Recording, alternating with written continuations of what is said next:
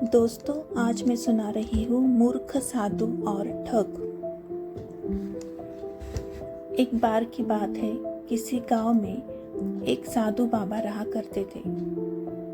पूरे गांव में वह अकेले ही साधु थे, जिन्हें पूरे गांव में कुछ न कुछ दान में मिलता रहता था।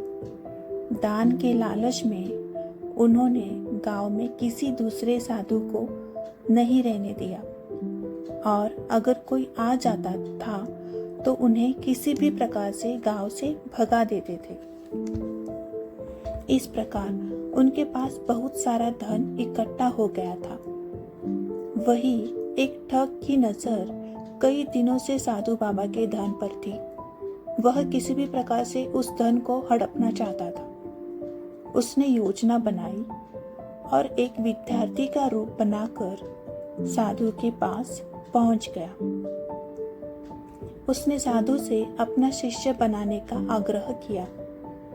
पहले तो साधु ने मना किया, लेकिन फिर थोड़ी देर बाद मान गए और ठग को अपना शिष्य बना लिया। ठग साधु के साथ ही मंदिर में रहने लगा और साधु की सेवा के साथ साथ मंदिर की देखभाल भी करने लगा।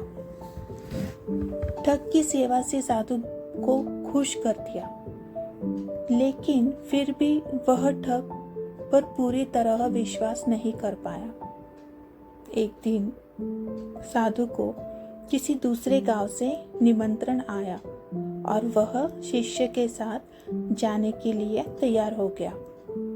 साधु ने अपने धन को भी अपनी पोटली में बांध लिया। रास्ते में उन्हें एक नदी मिली। साधु ने सोचा कि क्यों न गांव में प्रवेश करने से पहले नदी में स्नान कर लिया जाए। साधु ने अपने धन को एक कंबल में छुपाकर रख दिया और ठग से उसकी देखभाल करने का बोलकर नदी की ओर चले गए। ठग की खुशी का ठिकाना नहीं रहा। उसे जिस मौके की तलाश थी वो उसे मिल गया। जैसे ही साधु ने नदी में डुबकी लगाई, ठग सारा सामान लेकर भाग खड़ा हुआ। जैसे ही साधु वापस आया, उसे न तो शिष्य मिला और न ही अपना सामान। साधु ने ये सब देखकर अपना सिर पकड़ लिया।